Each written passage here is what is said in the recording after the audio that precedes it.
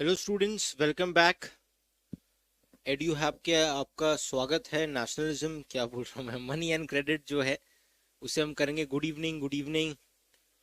और मैं देख सकता हूँ कि काफ़ी लोग जुड़ चुके हैं अभी। थोड़ा सा डिले हुआ है हमारे एंड से भी, क्या कर सकते हैं। कोई नहीं यार, कभी कभी टेक्निकल चीज़ें थोड़ा डिले हो जाता है, पर पढ़ाई में कोई कॉम्प्रोमाइज़ नहीं है। और आपका ये चैप्टर जो है ऑलमोस्ट हम ख़त्म करा ही चुके हैं। ये एक तरीके से पूरा रिवीजन या समअप लेक्चर है, आप इसको ऐसा कह सकते हैं। Good evening everyone. रिवीजन और समअप लेक्चर है। इस लेक्चर के बाद कोशिश रहेगी कि इस चैप्टर से भी कुछ जो प्रोबेबल क्वेश्चंस हैं, ठीक है, यानी कि जो क्वेश्चंस आ सकते हैं वो क्वेश्चंस हम आपको दे। और इस वीडियो में हाँ, हम एनसीईआरटी क्वेश्चंस को भी डिस्कस करेंगे। जिनको नहीं याद है, जैसे हमने नेशनलिज्म इन इंडिया का लास्ट लेक्चर लिया था, उसमें कुछ हद तक मैंने आपका पूरा चैप्टर रिवाइज किया था। थोड़ा सा लास्ट में मेरे को फास्ट फॉरवर्ड करना पड़ा, क्योंकि nationalism in India is such a big chapter. इतना बड़ा चैप्टर है कि उसको थोड़ा अंडर एस्टिमेट किया गया था मेरी तरफ से उस टाइम पे। पर कोई बात नहीं, हो गया, कोई दिक्कत की बात नहीं है। और बहुत सारे बच्चे हैं। और देखो, आप जो बच्चे हो ना, आप इस देश का भविष्य हो। तो कहीं ना कहीं कभी कभी गर्व भी होता है कि पढ़ा रहे हैं, अच्छे से पढ़ा रहे हैं, और साथ ही साथ ज्ञान के साथ गुण भी दे रहे हैं। तो वही हमारी कोशिश रहती है, ठीक है। Anyways, coming back to the topic, YouTube के ऊपर एक सेशन अभी गया होगा, बट एनीवेज यूट्यूब के सेशन जो है आप कभी भी देख सकते हो, ठीक है। जिनका कल सोशल साइंस का एग्जाम है, उनको बहुत बहुत शुभकामनाएं। बिल्कुल ये सेशन लाइव सेशन है। जुनून बैच पर मेरे जितने भी सेशन हुए हैं, डेली होते हैं मेरे सेशन। एक तो जुनून बैच पर मेरे ख्याल से फ्राइडे सैटरडे शायद नहीं होते हैं, पर हफ्ते में जितने भी दिन होते हैं कंसिस्टेंटली और कंटिन्यूसली होते हैं, और वो सारे लाइव सेशन होते हैं, ठीक है। एनीवेज, ठीक है। सो मनी एंड क्रेडिट, एक तरीके से आज आपका मनी एंड क्रेडिट भी खत्म हो जाएगा। इस चैप्टर से एकदम बेसिक क्वेश्चन पूछे जाते हैं कि ये डेब्ट ट्रैप क्या होता है, डेट ट्रैप जिसको कहते हैं, डेब्ट ट्रैप क्या होता है, कर्जे में लोग कैसे फंस जाते हैं। उसके साथ साथ एक और सवाल जो है ना, उसके साथ साथ एक और सवाल जो स्टूडेंट्स आपसे अक्सर मतलब पूछा जाता है इस चैप्टर से, कि basically formal sources of credit क्या है, इनफॉर्मल सोर्सेस ऑफ क्रेडिट क्या है, क्यों गांव में। ये क्वेश्चन आपके सैंपल पेपर में भी था कि why in the villages, why in the rural areas people depend a lot upon informal sources of credit, ठीक है। वो हो जाएगा।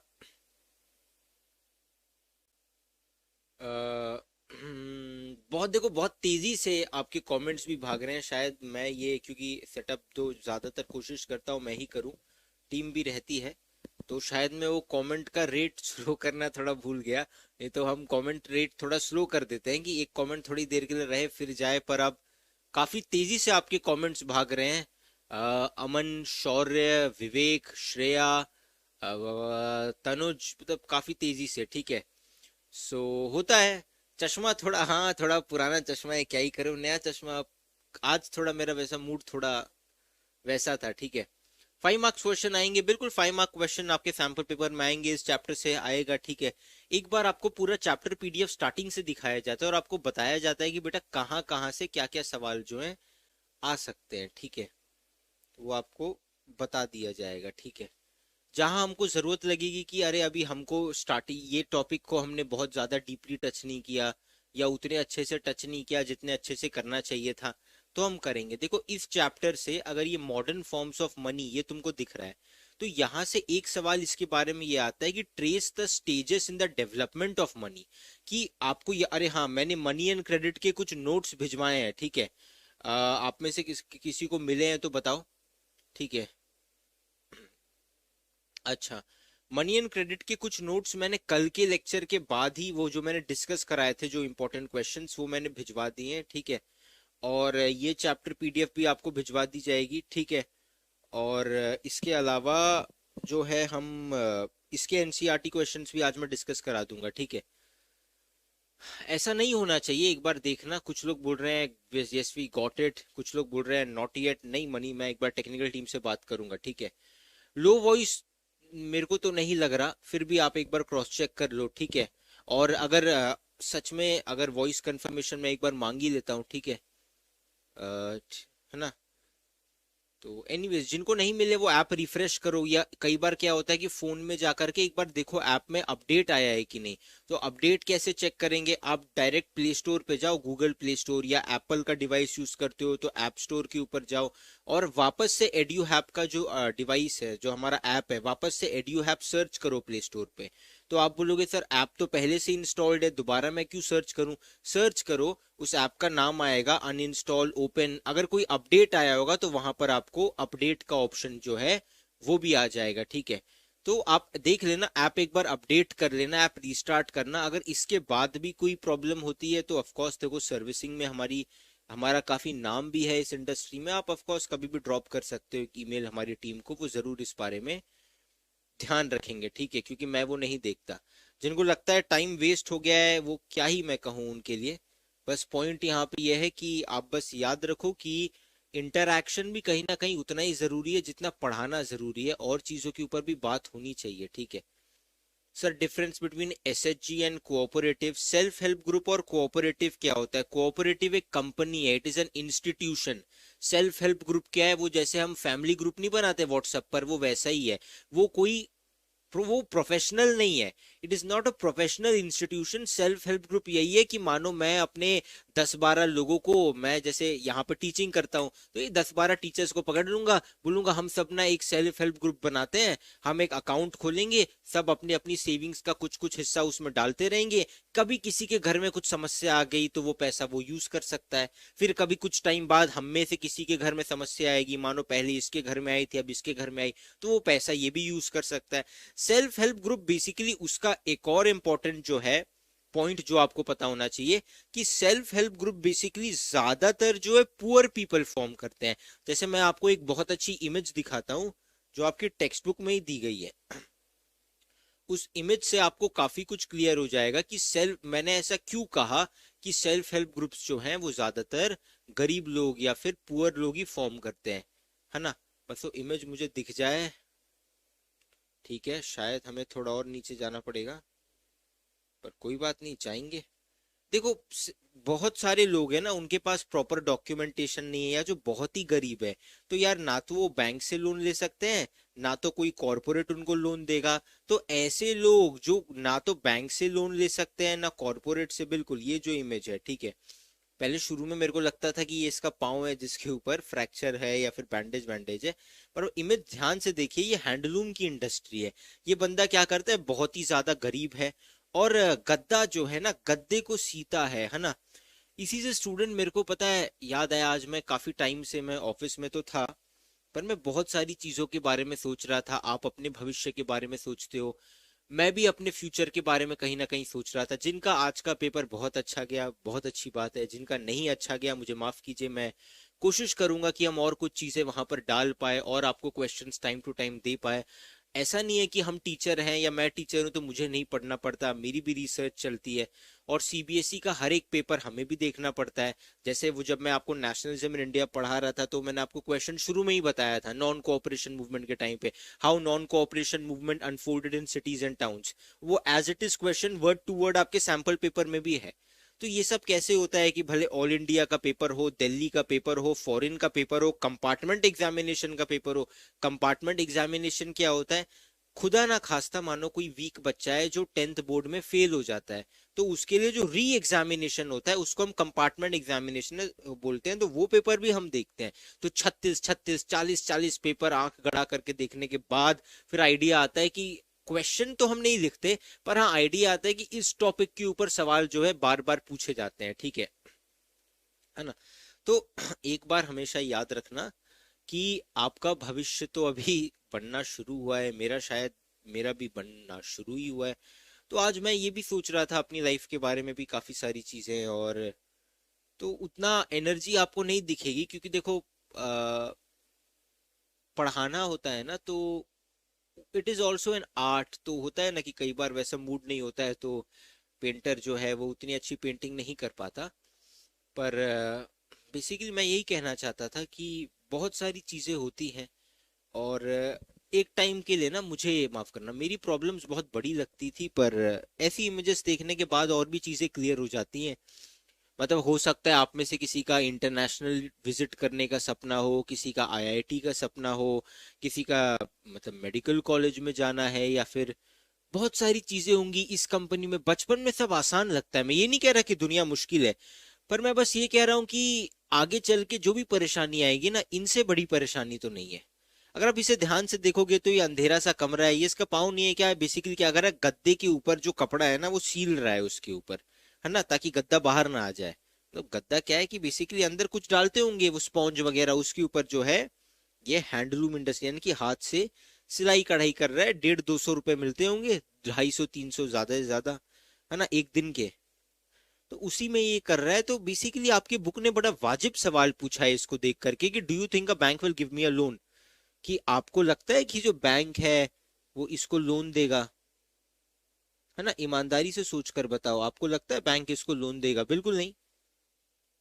तो ऐसे लोग जो हैं, जो थोड़े बहुत ही ज्यादा गरीब हैं, जिनके पास प्रॉब्लम है, तो वो क्या होता है, ऐसे लोग जो हैं स्टूडेंट्स, ये लोग ना जा करके फॉर्म करते हैं। क्या फॉर्म करते हैं? Self help group.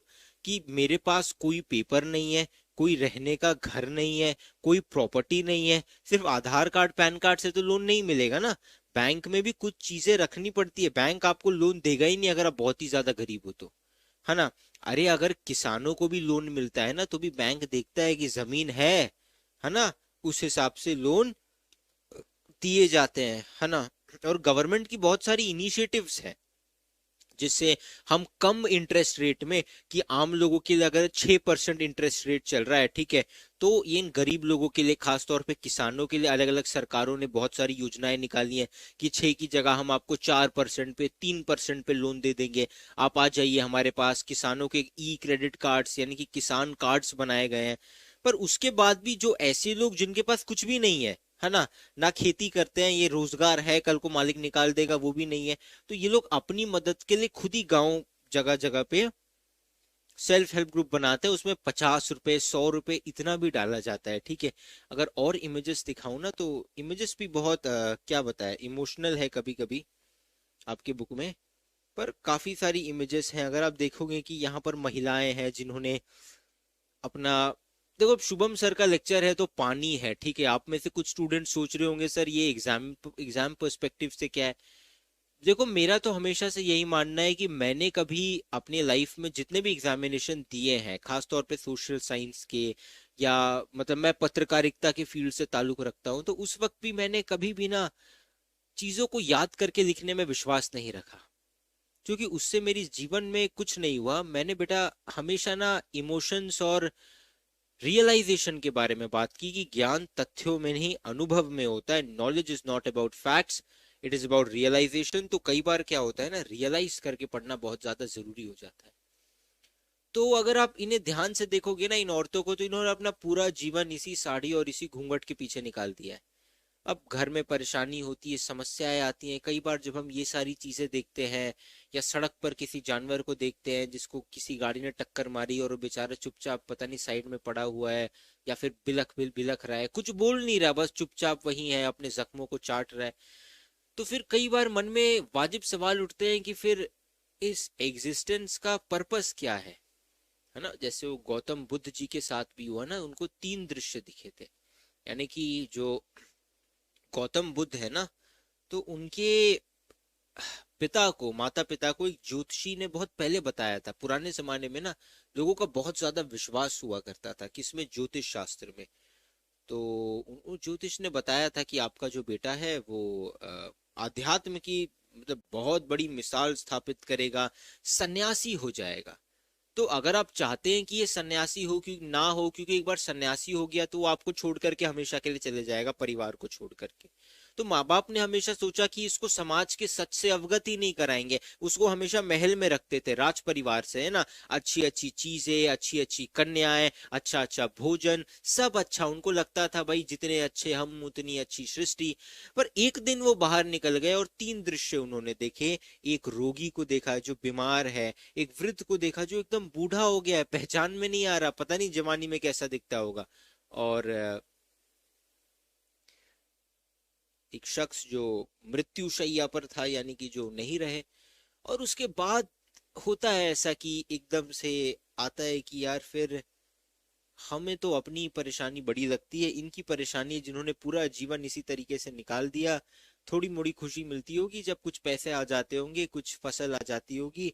और फिर यही सवाल आता है कि फिर सच में सुख क्या है और दुख क्या है, सत्य क्या है और असत्य क्या है। खैर मैं ये सब भाषणबाजी आपके साथ क्यों ही कर रहा हूँ, पर सेल्फ हेल्प ग्रुप भी ना ऐसे ही लोग हमेशा बनाते हैं। मतलब आप नहीं देखोगे कोई वेल टू डू फैमिली या इवन कोई मिडिल क्लास, क्योंकि मिडिल क्लास लोग भी they are eligible for loan, क्योंकि कुछ ना कुछ कोलैटरल के लिए उनके पास होता है ना। पर बाकी लोग जो हैं वो नहीं करते हैं। वो ऐसे लोग जो हैं, या वो जैसे वो जो गद्दा सील रहा था वो बंदा, ऐसे लोगों को क्या करना पड़ता है अपनी मदद के लिए 50, 100, 25 रुपए। तो अगर क्वेश्चन सर ये हेल्प कैसे करेगा, अगर सीबीएसई सेल्फ हेल्प ग्रुप के ऊपर क्वेश्चन पूछती है तो आप लिख सकते हो कि दी डोनेशंस या the monthly instalments varies from 25 rupees to 100 rupees. ऐसा नहीं है कि 20-22 हजार, भाई इतनी कमाई नहीं है, 1000 रुपए भी नहीं, बहुत कम कम पैसे जोड़ते हैं, 25 रुपए, 50 रुपए, 100 रुपए, रोज थोड़ा थोड़ा थोड़ा थोड़ा जोड़ करके ये सारी चीजें करते हैं, ठीक है ना। तो ये सारी चीजें हैं यहाँ पे। तो भी समझ गए। अभी सेल्फ हेल्प ग्रुप के ऊपर कोई भी क्वेश्चन पूछेगा ना, तो आपको ये तस्वीर या वो गद्दा सीलने वाला याद आ जाएगा, और फिर आप, मुझे विश्वास है कि कोई ना कोई कुछ ना कुछ पॉइंट तो बना लोगे उस गद्दे को देख करके और इन साड़ी पल्लू को देख, घूंघट को देख करके। तो इसके बाद मैं क्या ही बताऊं। खैर एक बार मैं फिर ऊपर लेकर के जाता हूँ। जीवन बहुत तो पहला सवाल आपसे यही पूछा जाता है कि बेटा ट्रेस करो कि मनी जो है उसका ग्रोथ स्टेज क्या है, कि किस तरीके से पैसा ये सब यहाँ ये बाद में बता। यहाँ से क्या आता है, यहाँ से एक ही क्वेश्चन आता है। क्या हो गया बेटा, स्क्रीन खुल जाओ यार। हाँ, यहाँ से एक ही क्वेश्चन आता है, वो है double coincidence of want. Double coincidence of want देखो बहुत सीधी सी चीज है। ये हम, it is applicable only in the barter system. जिनको नहीं याद है वो लेक्चर देखे, ठीक है ना। कि वो क्या करे, लेक्चर देखे, क्या करे, वो जो फर्स्ट लेक्चर था मेरा आ, अपना मनी एंड क्रेडिट के ऊपर, वो जाकर के वो लेक्चर देखे, फर्स्ट लेक्चर। उसमें मैंने आपको याद कराया था, बशर्ते बकायदा ये आंसर याद कराया था कि double coincidence of want is only applicable in the barter system. और उसमें क्या होता है, बेसिकली उसमें ये होता है कि बार्टर सिस्टम में चीजों का आदान प्रदान करते हैं, लेन देन करते हैं, यानी कि मतलब आप मुझे अपनी एक चीज, तो मैं एक्सचेंज करते हैं चीजों का। पैसा तो था नहीं, मुझे एक बकरी चाहिए, है ना, और आपको जो है एक बैल चाहिए, मैं अपना बैल आपको दे दूंगा, आपकी बकरी ले लूंगा। लेकिन बैल अच्छा खासा जीव है, बहुत बड़ा जीव है, तो मैं बोलूंगा एक बैल के बदले में मुझे 4 बकरियां चाहिए। तो इस तरीके से बार्टर सिस्टम होता था। पर ये सिस्टम तभी एप्लीकेबल है जब मुझे जो चाहिए वो उसके पास है, और जो उसे चाहिए वो मेरे पास है। तो आप समझ रहे हो ना इस बात को। तो बेसिकली बेटा स्टूडेंट्स, कहने वाली बात यह है कि मानो कि मुझे तो बकरी चाहिए, पर सामने वाले को मेरा बैल नहीं चाहिए, उसको उसके पास बैल, उसको बैल में इंटरेस्ट ही नहीं है। वो बोलता है मेरा तो गाय लेने का मन है।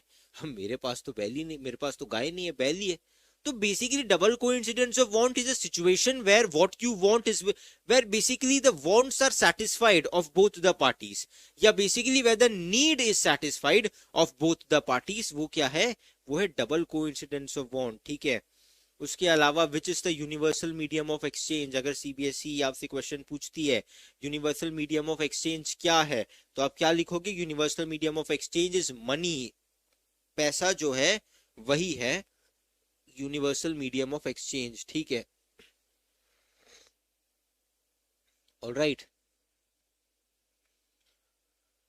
उसके बाद हाँ, उसके बाद अगर आप इन कॉइन्स को देखोगे, है ना, आई होप कि आपको ये कॉइन्स जो है दिख रहे होंगे।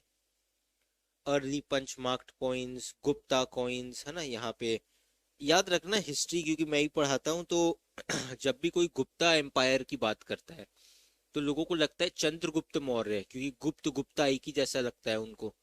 पर नहीं, देखो गुप्ता एम्पायर अलग है, और जो आप चाणक्य जी की बात करते हैं या चंद्रगुप्त मौर्य जी की बात करते हैं वो अलग है, वो मौर्यन एम्पायर है, ठीक है, वो अलग है। मौर्यन एम्पायर ने गोल्डन एज देखा है इंडिया का। उसी तरीके से गुप्ता एम्पायर भी बहुत कमाल का एम्पायर था। इनफैक्ट ये एक बहुत अच्छी बात आपको पता होनी चाहिए कि लोगों का ऐसा मानना है कि ये जो आपका समुद्रगुप्ता यानी कि जो एक रूलर थे, एक एम्परर थे गुप्ता एम्पायर के, उनको नेपोलियन ऑफ इंडिया कहा जाता है, क्योंकि उन्होंने बांग्लादेश से अफगानिस्तान पूरा भारत जो है एकजुट कर दिया, एक छत्र एक राज्य के अंदर वो लेकर के आए। तो ये बहुत अच्छी सिविलाइजेशन थी, पर बाद में एक एक करके इसका पतन होने लगा धीरे धीरे। Anyways, coming back to the topic, तो सीबीएसई यहाँ से आपसे क्या क्वेश्चन पूछती है बेटा, वो आपसे यहाँ पर पूछती है कि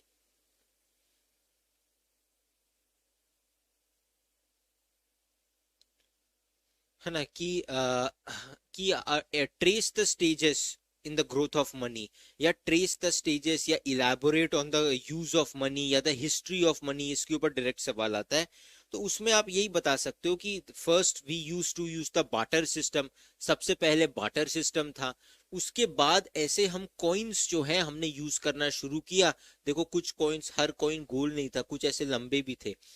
टू द पॉइंट, अगर trace the stages in the development of money या elaborate on the history of money, तो आप सबसे पहले ये लिखोगे कि there was no money we used to use the barter system, कि सबसे पहले जो है ना, हम बार्टर सिस्टम यूज करते थे, ठीक है ना निश्चित, सबसे पहले हम क्या करते थे, बार्टर सिस्टम यूज करते थे।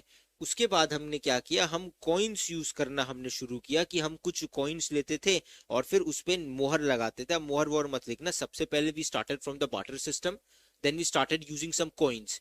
लेकिन ये जरूर लिखना कि these coins were made up of precious metals, यानी कि गोल्ड के कॉइन्स होते थे, ब्रॉन्ज के होते थे, सिल्वर के होते थे, है ना। Is the informal way of credit legal और not, it is absolutely legal, ठीक है। इट इज एब्सोल्युटली लीगल, आप ले सकते हो, कल को किसी रिश्तेदार से कर्जा लेना है या किसी जमींदार से लेना है, इट इज नॉट इलीगल, ठीक है। So coming back to the topic, हाँ, तो अगर trace the stages of growth of money या elaborate on the history of money, so basically first there was a barter system, और barter system के बाद we started using coins.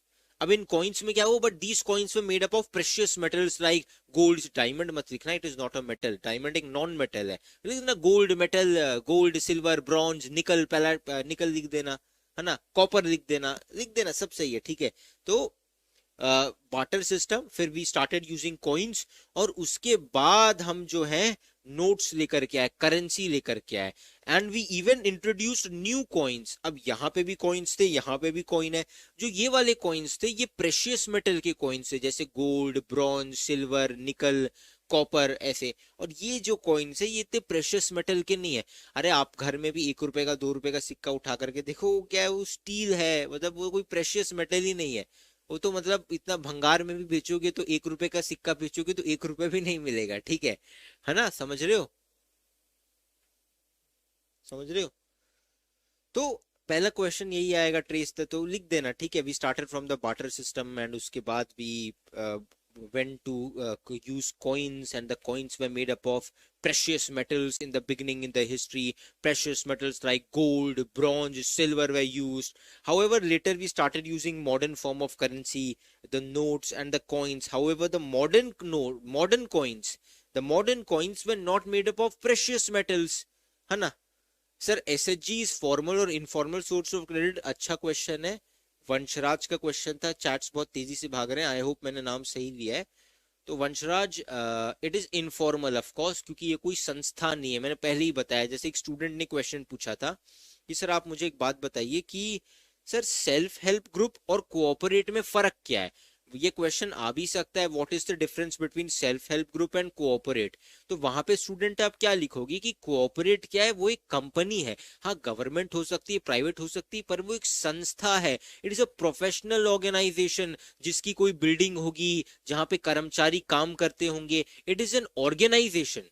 क्या है, corporates, नाम से ही पता चल रहा है ना, corporate, companies, corporate sector, it is an organisation, it is a professional organisation.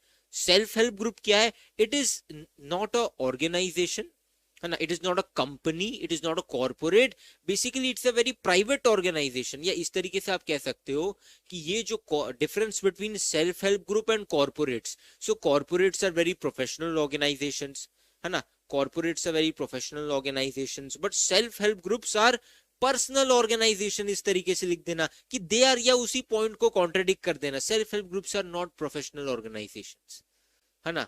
They are made on personal basis, कि जिसकी जिससे जान पहचान है, वो आसपास की जिनकी आपस में बनती होगी, वो 15-20 लोग, समझ रहे हो ना। अरे सेल्फ हेल्प ग्रुप मैंने ऑटो रिक्शा के एग्जाम्पल से बताया था, तो ऑटो रिक्शा वाले तो है, अब ऐसा थोड़ी सब लोग बना लेंगे। मानो किसी दो लोगों का झगड़ा है तो वो एक सेल्फ हेल्प ग्रुप में नहीं आएंगे। तो मतलब जिनकी आपस में बनती है, कि it is a corporate sector, it is a completely professional and it is in professional, है ना, it is based on personal basis, personally हम जो है बनाते हैं, ठीक है ना। All right. उसके बाद डिपॉजिट विद बैंक, फिर यहां से एक क्वेश्चन जो आता है वो है डिमांड डिपॉजिट क्या है। सो बेसिकली आप सीधा से लिख देना, demand deposits are the deposits that can be withdrawn on demand. देखो यहाँ पे सीधी सी बात है, देखो विथड्रॉन ऑन डिमांड, तो सर हम पैसा डाल भी सकते हैं डिमांड पर, नहीं, वो डिमांड डिपॉजिट नहीं है। वो पैसा डालोगे तो वो तो अलग से पैसा है ना। डिमांड डिपॉजिट क्या है, जो आपके बैंक में ऑलरेडी पैसा है, उस पैसे को हम बोलते हैं डिमांड डिपॉजिट। तो अगर सवाल आता है कि डिमांड डिपॉजिट क्या है, so demand deposits are the deposits that can be withdrawn any time on demand. Demand deposits are the deposits that can be withdrawn on demand. ये क्या है, डिमांड डिपॉजिट है। अभी demand deposit can be withdrawn on demand, है ना, can be withdrawn on demand. और and these are the funds, या demand deposits can also be withdrawn through cheques. Basically देखो, जिसको कॉन्सेप्ट पता है ना, वो किसी भी तरीके से लिख सकता है। मैं एग्जाम्पल देकर के बताता हूँ, एग्जाम्पल सुनो। देखो, मानो कॉन्सेप्ट आपको पता है कि डिमांड डिपॉजिट यानी कि मेरे बैंक अकाउंट में मानो 4,000 रुपए है, 4,500 रुपए है इस वक्त।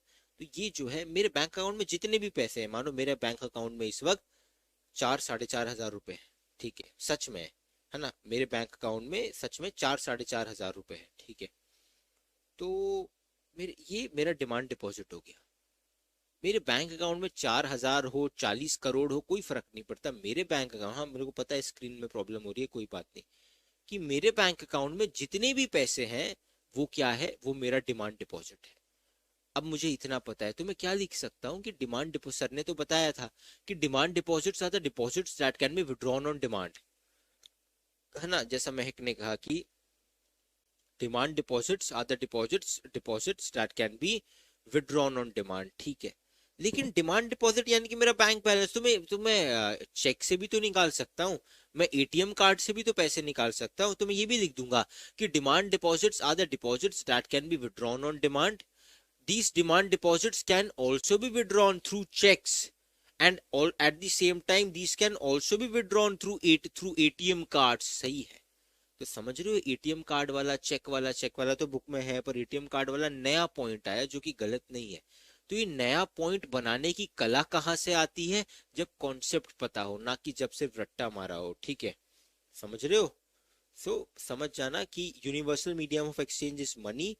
ट्रेस द स्टेजेस वाला मैंने आपको बता दिया। What are demand deposits? What are demand deposits? Deposits that can be withdrawn on demand.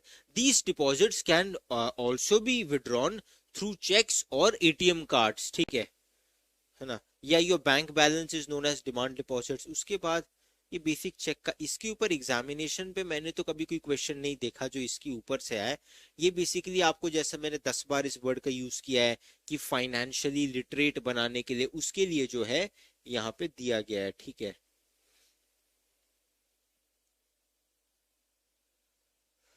देखो यहाँ लिखा है the facility of cheques against demand deposit makes it possible. The facility of cheques यानी कि डिमांड डिपॉजिट आपके bank के पैसे हैं जो आप चेक से विदड्रॉ कर सकते हो, ठीक है।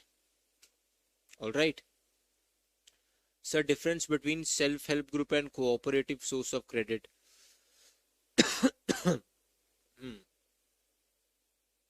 ये क्वेश्चन तो मैंने लिया था, थोड़ी देर पहले ही लिया था, है ना। ये क्वेश्चन मैंने थोड़ी देर पहले ही लिया था, difference between self help group and cooperative source of credit, यानी कि क्या, यानी कि देखो मैंने पहले ही बताया था, कोऑपरेटिव सोर्स नाम से ही पता चल रहा है कंपनी है ये कोई कॉरपोरेट है, कोई कंपनी है। तो हम यही लिखते हैं कि a corporate source of credit is a very professional source of credit. However, अब उसी पॉइंट को कॉन्ट्रडिक्ट करो, however a self help group is not a professional source of credit. Corporate sources of credit includes companies, है ना, includes banks, इस तरीके से लिख दो। Self help group includes some people, These people can be your relatives, these people can be your friend, these people can be in the same profession in which you are. Basically देखो, मोटा मोटी मैं अगर आपको concept बताऊं, आपको खुद answer form करना आना चाहिए, जो मैं बता चुका हूं पर मैं रिपीट कर रहा हूं, ठीक है। सेल्फ हेल्प ग्रुप जो है वो एक अनप्रोफेशनल ऑर्गेनाइजेशन है that is formed on a personal basis. Corporate is a completely professional organisation जिसमें बैंक आ जाएंगे, कंपनीज आ जाएंगी, जबकि सेल्फ हेल्प ग्रुप में आपके दोस्त, आपके यार, आपके साथ काम करने वाले लोग, आपके रिश्तेदार, आपके गांव वाले, ये आज जिन लोगों को आप जानते हो अपने सर्कल में, इन्हीं में से कुछ लोग आते हैं, ठीक है। Alright, so anyway students, coming back to the topic, loan activities of banks. इसके बाद चलिए क्वेश्चन देख लेते हैं एक बार। Mr. Salim wants to withdraw rupees 20,000 in cash for making payments. How would he write a check? ये question तो नहीं आता है।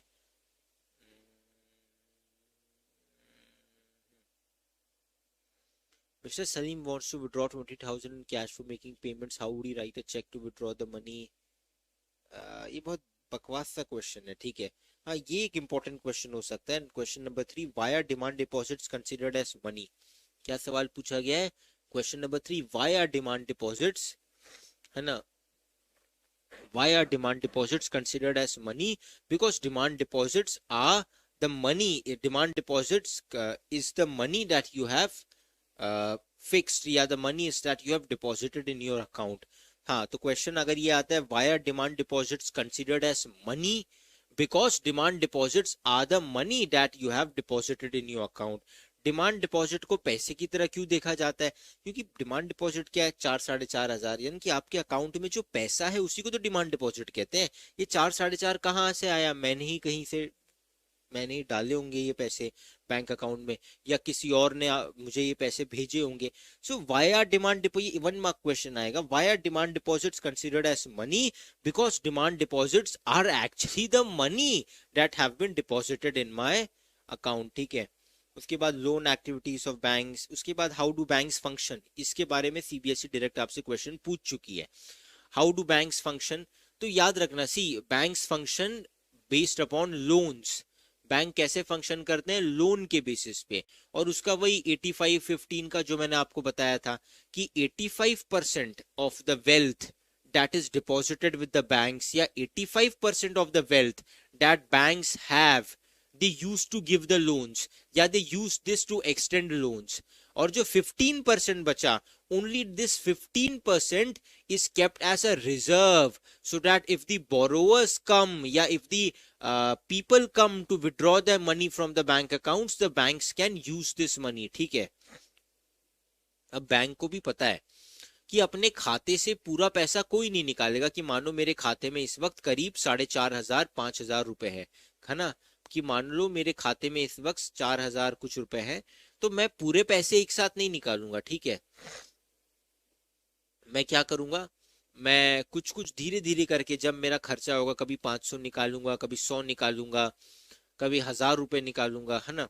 वैसे ये भी एक पॉइंट है जो आपको पता होना चाहिए कि मेरे ख्याल से, जहां तक मेरी जानकारी है, अगर मैं गलत हूंगा तो कोई मुझे करेक्ट कर सकता है, कि जहां तक मेरी जानकारी है, अगर हम बैंक से पैसा निकालते हैं चेक के थ्रू, है ना, तो आप 1,000 रुपए से कम नहीं निकाल सकते। मानो कि अगर आप चेक लिख रहे हो, किसी को पैसे आपको चेक से देने हैं, या फिर आपको खुद पैसे निकालने हैं चेक से, सो मिनिमम अमाउंट इज 1,000। 100 रुपए 200 रुपए का आप बैंक में चेक ले जाओगे, मेरे को 100-200 दे दो, नहीं मिलेगा। हाँ, एटीएम में ऐसा नहीं होता, एटीएम से आप 100 रुपए भी निकाल सकते हो, 50 रुपए नहीं निकाल सकते। फॉर एटीएम ट्रांजैक्शन, ध्यान से सुनना, for ATM transaction the minimum limit is 100 rupees, whereas for the bank transactions, for the check transactions, ATM transaction minimum 100 rupees, check transactions minimum 1,000 rupees, ठीक है। यहाँ पे कुछ लोग बोल रहे हैं कि 500 रुपए भी निकाल सकते हैं, पता नहीं, हो सकता है अलग अलग बैंक का अलग अलग होगा, ठीक है। हाँ, तो बेसिकली, हाँ, we were on the question how do banks function. Basically banks function based upon loan. मैंने उस समय भी बताया था जब मैं पढ़ा रहा था, अभी भी मैं बता रहा हूँ। देखो, बैंक जो है वो क्या करता है, वो खुद के पैसे से कुछ नहीं करता, खुद का उनका 1 रुपया नहीं लगता है, बिचौलिए वाले होते हैं बैंक वाले। अच्छा काम करते हैं, बट क्यों बोल रहा हूँ बिचौलिया, क्या मैं उनसे नफरत करता हूँ? नहीं, मेरा भी पैसा, मेरा भी इंटरेस्ट सब पैसे बैंक में ही है। कहने का मतलब है कि उससे आप आसानी से समझ पाओगे कि these are the middle man. Bank क्या करता है, आपसे पैसे लेगा, मेरे से पैसे लेगा, आप सबसे, मुझसे, मेरे आप सबके पैसे मिला करके हम बैंक में रख देंगे, और हम खुश है कि मेरे पास इतने पैसे हैं, आप खुश हो कि आपके पास इतने पैसे हैं, है ना। हमको वो पासबुक मिल जाएगी, या फोन में ऐप के थ्रू हम देखते रहेंगे कितने पैसे हैं। जब जरूरत पड़ी थोड़े पैसे निकाल लिए, काम कर लिया, कुछ जेब में रख लिए। तो बेसिकली पूरा पैसा तो कोई नहीं निकालते, तो बैंक के पास तो पैसे का पाइल पड़ा हुआ है। तो उसमें से 85% वो क्या करता है, लोन दे देता है लोगों को, होम लोन, बैंक लोन, ठिमकाना लोन, फलाना लोन। और 15% रखता है कि मुझे जरूरत पड़ी मैं अपने पैसे निकालूंगा, तो उसके पास पैसा हो। ये नहीं कि बैंक बोले नहीं नहीं पैसा गायब हो गया, अभी मत आओ, क्योंकि वो पैसा तो मेरा है। समझ रहे हो? तो basically how do bank function, 85-15 वही लिख देना, ठीक है। और ये लिखना, banks use the major portion of the deposits to extend loan, या banks basically use the 85% of their wealth to give loans. The people whom the banks have given loan, those people repay the loan with interest। अब इसमें क्या मैं कोई rocket science की बात कर रहा हूं? अरे ये पॉइंट मैंने खुद बनाया, तुमको कॉन्सेप्ट पता है ना, कि 85% लोन में दे दिया। तो मैं बताना चाहता हूँ ये आंसर यही खत्म नहीं होगा, ये भी लिखना कि जिन लोगों को लोन दिया, those people will repay the loan with interest. तो क्या है कि अल्टीमेटली बैंक को उसका पैसा वापस तो मिलेगा ही, और वो थोड़ा बढ़ करके मिलेगा, क्योंकि जिनको कर्जा दिया था वो इंटरेस्ट के साथ देंगे। All right. तो अगर क्वेश्चन आता है तो यही सब लिखना है, this is how banks function, ठीक है। 85-15, 15% से ये जो लोग हैं इनको इनका पैसा देते रहते हैं, और ये 85% लोन वापस तो आता है, प्लस इंटरेस्ट के साथ आता है। So this is how banks function, ठीक है। इसमें कोई रॉकेट साइंस की बात नहीं है। अब यहाँ पे ये टू डिफरेंट क्रेडिट सिचुएशन, यहाँ पे क्या आता है, डेब्ट साइकिल के ऊपर क्वेश्चन आता है, ठीक है। डेब्ट साइकिल यानी कि कैसे आप कर्जे में फंस जाते हो। तो और क्वेश्चन आता है व्हाट इज डेब्ट साइकिल, तो कॉन्सेप्ट समझ जाना, basically when you take a loan and you are unable to repay it. Last lecture में डिस्कस हुआ था, है ना। लास्ट लेक्चर में जब मैं सिर्फ क्वेश्चन आंसर्स डिस्कस करा रहा था, तो यहाँ पे हुआ था, ठीक है। है ना, कि basically exactly what is debt cycle, yeah, what is debt trap, is basically when you take a loan and you're unable to repay the loan. So what you do, you take a fresh loan to repay that loan, or you sell off your property to repay the loan. So एक तरीके से आप debt trap में फंस गए, ठीक है।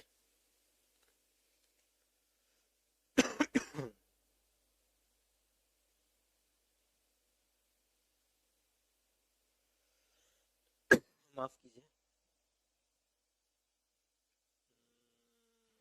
नहीं यहाँ से कोई क्वेश्चन नहीं आता टर्म्स ऑफ क्रेडिट। हाँ, कोलैटरल तो बहुत इंपॉर्टेंट क्वेश्चन है, कोलैटरल के ऊपर सवाल आते ही रहते हैं।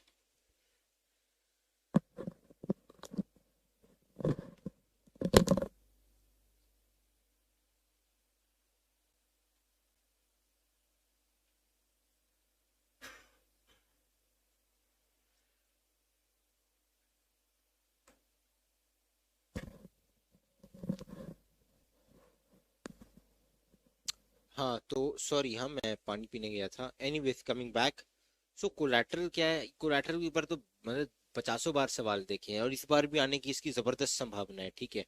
हाँ, डेप्ट साइकिल और डेप्ट ट्रैप एक ही बात है, ठीक है। जहां पे भी डेप्ट लिखा है मतलब कर्जे की बात हो रही है। सर ई शॉपिंग क्रेडिट कार्ड पर डिस्काउंट क्यों देते हैं, बहुत लंबा कॉन्सेप्ट है, वो बताने जाऊंगा ना तो टाइम निकल जाएगा उसमें। अब क्योंकि मैंने इस क्वेश्चन का जिक्र कर ही लिया है, तो ऐसे ही छोड़ना अच्छा नहीं लगता। बेसिकली बस इतना जान लो कि दो चीजें होती है, एक तो उनकी बैंक के साथ सेटिंग होती है, जहां से आप अमेजोन से, फ्लिपकार्ट से, जिस कंपनी से ले रहे हो, बैंक के साथ सेटिंग होती है, इसलिए क्रेडिट कार्ड पर डिस्काउंट मिलता है। या कई बार ऐसा होता है कि क्योंकि आप क्रेडिट कार्ड से ले रहे हो, ठीक है, तो उसके ऊपर टैक्स थोड़ा कम कटता है। तो इसकी वजह से अब टैक्स कम कट रहा है, तो क्या है कि कस्टमर का तो फायदा है, उसको डिस्काउंट में मिल रहा है। प्लस जो सेलर है उसका भी फायदा होता है कि वो जहां 100 रुपए टैक्स भरता था, अब उसको 80 रुपए, 90 रुपए टैक्स भरने पड़ रहे हैं। तो वो क्या करता है, 100 रुपए का प्रोडक्ट आपको 95 में देता है, 5 रुपए का आपका फायदा और 5 रुपए का उसका फायदा, क्योंकि उसको अब वो प्रोडक्ट 90 में पड़ रहा है। क्योंकि जहां वो 10 रुपए टैक्स देता था नहीं देता था, नहीं दे रहा है अभी, ठीक है। ये कुछ चीज है। एनीवेज कोलैटरल जबरदस्त संभावना है, 2500 बार मैंने देखा है। What is collateral 1 mark question में आ सकता है, 1 मार्क तो नहीं है, आपको 2 मार्क में आ सकता है ना। Give examples. सो कोलैटरल क्या है? It is an asset that the borrower owns, है ना, नॉट द लेंडर। लेंडर देने वाला है, देने कर्जा देने वाला थोड़ी कुछ गिरवी रखेगा, कर्जा जिसको लेना है वो कुछ गिरवी रखेगा। सो कोलैटरल इज एन एसेट। ये भी मैंने आपको बताया था यार, ये सारे क्वेश्चंस मैं डिस्कस कर चुका हूँ कल ही, ठीक है। जिन्होंने कल का सेशन नहीं देखा है वो जरूर देखना एक बार। और कल के सेशन के नोट्स जो है, जो क्वेश्चंस मैंने डिस्कस कराए थे, वो सारे क्वेश्चंस मैंने उसी दिन भेज दिए हैं, ठीक है। और काफी लोगों ने बोला है, ठीक है, कि उनको मिल गए हैं। जिनको नहीं मिले ऐप अपडेट करो या एक बार चेक करो, या एक बार मैं टीम से बात करता हूँ। ऐसे अगर एक कुछ को मिले हैं तो सबके यहाँ भी अपडेट हो गए होंगे, चेक कर लो एक बार, ठीक है। ऑलराइट। सो हाँ, कोलैटरल क्या होता है? बेसिकली वो एसेट होता है जो लेंडर देता है एज अ इंश्योरेंस, आप ऐसा लिख सकते हो। एंड कि in case the lender is unable to pay the loan, the sorry, in case the borrower is unable to pay the loan, the lender can claim the collateral, यानी कि वो उस collateral को claim कर लेगा and he can sell it, ठीक है। all right।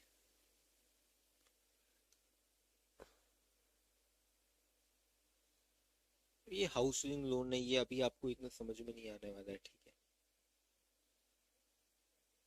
हाँ, ये आप देख सकते हो। Terms of credit, terms of credit क्या होता है? यानी कि शर्तें, शर्तें लागू जो हम कहते हैं ना हिंदी में।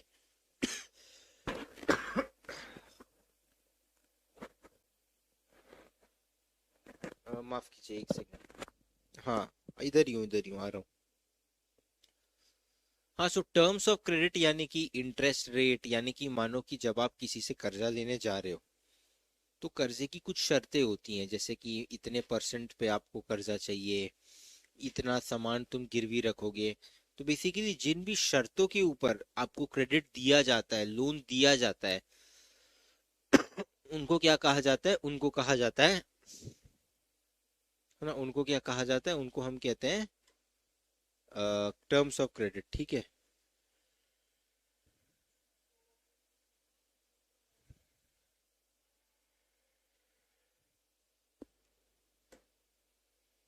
So interest rate, collateral, documentation जो है वो भी आ जाता है टर्म्स ऑफ क्रेडिट में, ठीक है। पता नहीं, मेरी तबीयत थोड़ी ठीक नहीं लग रही है आज। एनीवेज, यहाँ से कोई क्वेश्चन नहीं आता है। जिन्होंने कल वाला सेशन नहीं देखा है, हाँ, कंडीशन जैसा पीयूष ने कहा, कंडीशंस अंडर विच सर डेब्ट trap is a vicious cycle, यही ठीक है, बिल्कुल सही। जैसा पीयूष रावत कह रहे थे कि conditions under which the loan is given, उसी को हम कहते हैं टर्म्स ऑफ क्रेडिट, ठीक है।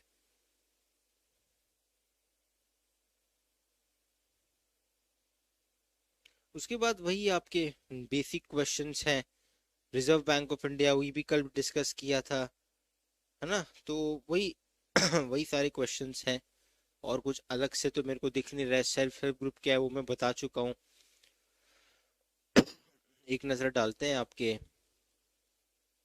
एक ग्रामीण बैंक क्या है? द ग्रामीण बैंक ऑफ बांग्लादेश,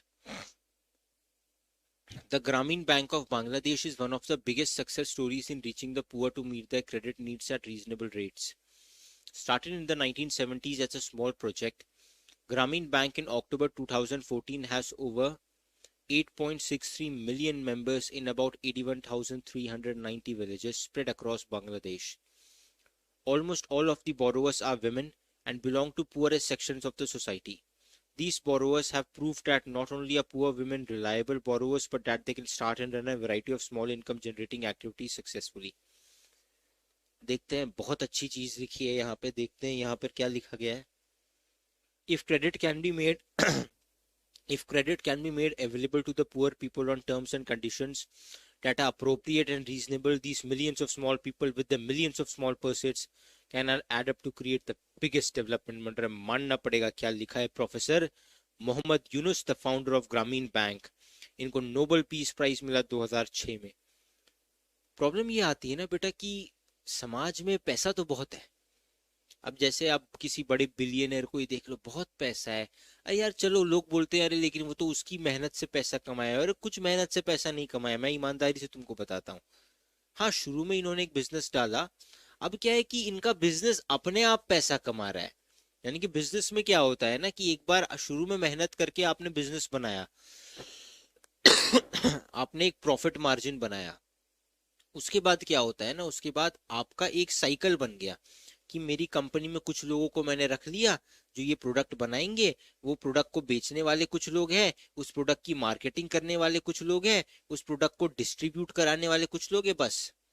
और मैं जो हूं, मैं नोट गिनूंगा खाली बैठ करके। तो आप कुछ टाइम बाद जब आपका पूरा सिस्टम सेट हो जाता है ना बिजनेस में, तो आपको हर जगह पर्सनली इंटरफेयर करने की जरूरत नहीं पड़ती, पर्सनली उपस्थित यानी कि प्रेजेंट रहने की भी जरूरत नहीं होती, वो सिस्टम अपने आप काम करता है। सो बेसिकली इनका भी सिस्टम, बड़े बड़े जो बिजनेसमैन, इनके पास पैसा कहाँ से है, इनका सिस्टम लगातार लगातार इनके लिए पैसा बनाते जा रहा है, बनाते जा रहा है, बनाते जा रहा है ना।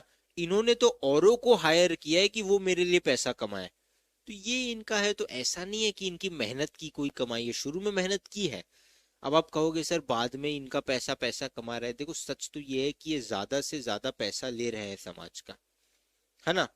एंड दीज पीपल, ये नहीं कह सकते कि गलत है, पर बेसिकली अगर आप एक सिंपल फैक्ट को देखो, तो सिंपल फैक्ट क्या है कि वर्ल्ड का 85% वेल्थ, जो कि बहुत पुराना स्टेटिस्टिक है, अभी 90 हो सकता है, 85% वेल्थ जो है बड़े बड़े मिलियनर्स और बिलियनर्स के पास है, और ये 15% वेल्थ में पूरी जिंदगी, पूरा समाज है बचा हुआ, वो जी रहा है। अब आपको लगेगा सर कि 85% वेल्थ उन्होंने क्रिएट किया, उन्होंने मेहनत किया, नहीं, ये घटिया सोच है या छोटी सोच है। अगर आप कभी बहुत बारीकी से या ध्यान से सोचोगे, तो आपको पता चलेगा कि बिजनेस में, क्योंकि ज्यादातर अमीर लोग बिजनेसमैन ही होते हैं ना, कोई नेवी ऑफिसर या आर्मी ऑफिसर को कब देखोगे आप, फोर्ब्स की लिस्ट में आया है रिचेस्ट पर्सन में। ज्यादातर लोग जो हैं, ठीक है, वो क्या करते हैं, उन्होंने एक टाइम के लिए मेहनत की, उसके लिए उनको रिवॉर्ड मिला, पर उसके बाद वो क्या करते हैं, वो फिर बैठ जाते हैं और उनको कुछ ना किए हुए भी रिवॉर्ड मिलता रहता है, मिलता रहता है, मिलता रहता है। या वो क्या करते हैं कि और पैसा कमाना चाहते हैं। एनीवेज, प्रोफेसर मोहम्मद यूनुस ये कहते हैं कि हर किसी को कर्जा देना चाहिए। लोग, पता है घटिया सोच वाले लोग क्या सोचते हैं कि अगर आज मैंने किसी गरीब को कर्जा दिया तो वापस नहीं करेगा, या उसका पैसा डूब गया। जनाब, गरीब है, बेईमान नहीं है। गरीब है पर बेईमान नहीं है, वो पैसा दे देगा। किसान है, लेकर गया है आज पैसा, फसल डूब गई या नहीं दे पाया, या बेटी की शादी में चले गए, पति के दवाई में चला गया, दूसरे साल जरूर देगा, खाने से नमक निकाल देगा, पर नहीं लेगा आपका कर्जा वो। कुछ लोग होते हैं जो घटिया लोग हैं, जो कर्जा लेके भागते हैं, पर कुछ के लिए क्या तुम पूरी गरीबी को एक गाली समझोगे? मैं नहीं मानता ऐसा। वो खाने से नमक कम कर देंगे, चूड़ियां बेच देती हैं औरतें। तो एक अच्छा शख्स क्या होगा, जो ग्रामीण बैंक वाले करते थे बांग्लादेश के, कोई बात नहीं मैडम, चूड़ी वूड़ी मत बेची, अगले साल फसल अच्छी हो जाएगी, अगले साल दे देना, हमको कोई जल्दी नहीं है पैसा वापस लेने के लिए। और कोलैटरल भी ये लोग लेते नहीं थे। तो ये बहुत अच्छी चीज है। तो प्रोफेसर यूनिस यही कहते हैं कि if credit can be made available to the poor people on terms and condition,